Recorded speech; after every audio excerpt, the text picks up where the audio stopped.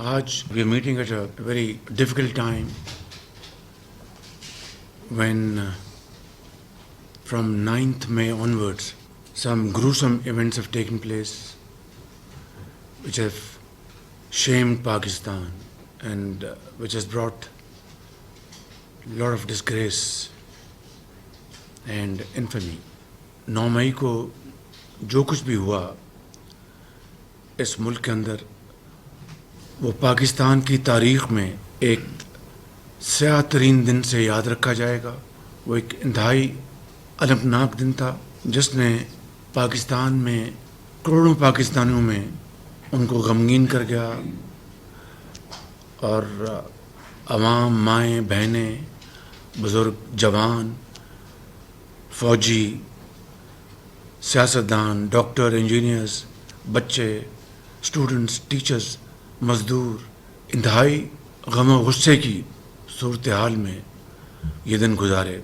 और इसी तनाज़र में आज ये जो इजलास हो रहा है तो हम सब आज ये बात सोचने पर मजबूर हैं कि वो कौन सा नज़रिया था, वो कौन शख्स था या वो कौन सा जथा था जिसने वतन पाकिस्तान के साथ वालियाना मोहब्बत को नज़र आतिश कर दिया, जिसने जिना हाउस ये एक महज इमारत नहीं है बल्कि लहू से इस पर इबारत लिखी गई थी। ये एक घर जिसमें जो सपूत मुकीम थे, जो पाकिस्तान की हिफाजत करते थे, उस घर को किन्होंने तबाह बर्बाद कर दिया, बल्कि राख कर दिया। मैं ख़ुद जब मैं वहाँ पर गया तो यकीन नहीं आता था और यकीनन चश्मे फलक ने इस तरह की सूरत हाल पहले कभी नहीं देखी थी। मैं समझता हूँ कि जिन लोगों ने, जो भी हैं, जिन्होंने ये मनसूबाबंदी की, जिन्होंने उन जत्थों को आग और तोड़ पर उकसाया, जिन्होंने उनको लीड किया और जिन्होंने ये तबाहकुन कार्रवाइयाँ की, वो यकीनन दहशतगर्दी के तो ज़ुमरे में आते हैं, लेकिन पाकिस्तान के असली दुश्मन ने 75 साल में वो ऐसे घिनौने काम करने में वो कामयाब नहीं हुआ जो कि ये जथा कामयाब हो गया। और जिसकी जितनी भी मजम्मत की जाए वो कम है, जिसके बारे में जितना भी गम और गुस्सा किया जाए वो कम है। इसलिए कि चाहे वो 65 की जंग हो, चाहे वो ज़रब अज़ब हो, चाहे वो अमन व अमान कायम करने का मंसूबा हो, चाहे वो आर्मी पब्लिक स्कूल पेशावर हो जहाँ पर 100 से ज़्यादा बच्चे और उस्ताद शहीद कर दिए गए, और चाहे वो पाकिस्तान की सरहदों को महफूज करने के लिए दीवानावार शहादत का जाम नोश करते हुए करोड़ों माँओं और बच्चों और बुज़ुर्गों को हिफाजत और सुकून मुहैया किया, वो सपूत, वो शहीद, वो गाजी,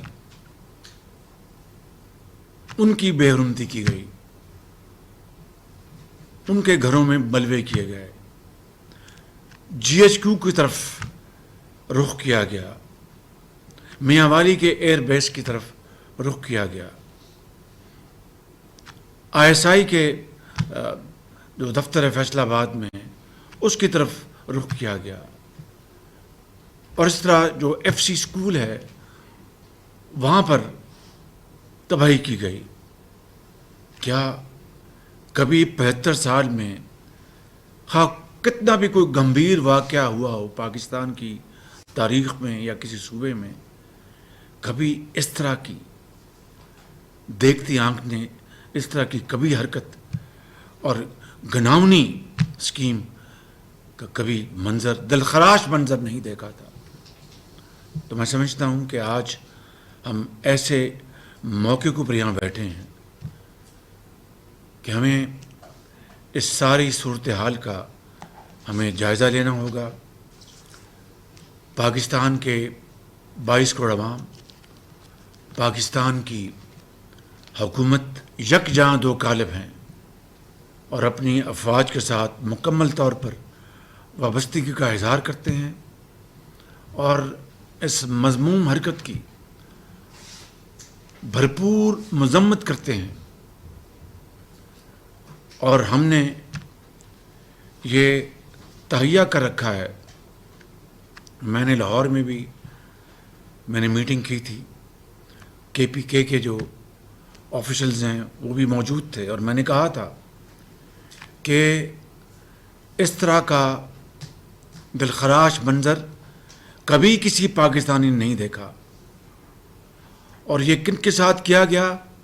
جنہوں نے وطن کی خاطر اس دنیا کو چھوڑ کر وہ اگلے جہاں چلے گئے.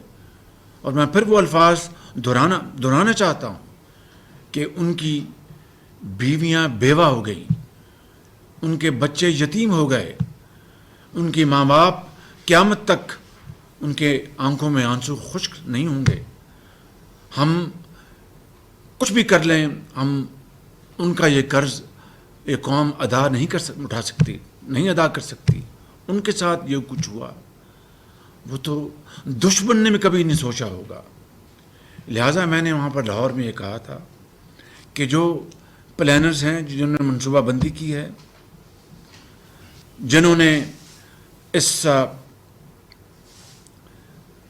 بلوائیوں کو اکسایا، ان کو لیڈ کیا، اپنے سامنے یہ توڑ پھوڑ اور گھروں کو آگ لگائی، اور دوسرے جو بڑے پرانے ریلکس ہیں ان کو اٹھا کر زمین پر پھینکا، ان کو توڑا، اور شہیدوں اور غازیوں کی بے حرمتی کی. وہ کسی رعایت کے وہ قابل نہیں ہیں. ان کو ہر صورت قانون کے کٹہرے میں لانا ہوگا. اور اگر وزیر اعظم بھی کہے کہ اس فلاں کو چھوڑ دو تو وزیر اعظم کا حکم ماننے سے انکار کر دو. اور بے گناہ کو کسی صورت بھی اس کو آپ تنگ نہیں کریں گے. وزیر اعظم بھی کہے کہ اس کو تنگ کرو تو آپ وزیر اعظم کا حکم نہیں مانیں گے. یہ پیمانہ، یہ یارڈ سٹک میں نے دیا، اور 72 گھنٹے کی میں نے ان کو باقاعدہ ایک ٹائم لمٹ دی کہ اس کے اندر آپ سب کو گرفتار کر کے ان کے مقدمات درج کرائیں گے. مجھے یاد ہے 7/7 کو میں لندن میں تھا اور وہ میرے سامنے واقعہ ہوا تھا. آپ یقین کریں کہ 24 گھنٹے میں مجھے مشورہ دیا کہ آپ گھر سے نہ نکلیں. میں 24 گھنٹے کے بعد گھر سے نکلا تو سڑک کے اوپر، جسے کھوکھا کہتے ہیں، وہاں پر اسلامی تاریخ کی کتابیں اور اسلامی کتابیں، وہاں پر وہ ایک آدمی وہاں پر وہ بیچتا تھا. میں حیران رہ گیا کہ وہ دکان وہاں پر موجود تھی، کسی نے اس کی طرف دیکھا نہیں. لیکن جو کلپریٹس تھے ان کے لیے راتوں کی بھی عدالتیں لگی. برطانیہ کی تاریخ میں شاید یہ پہلا موقع ہوگا کہ راتوں کی بھی عدالتیں لگیں اور ان کو قرار واقعی سزائیں دی گئیں.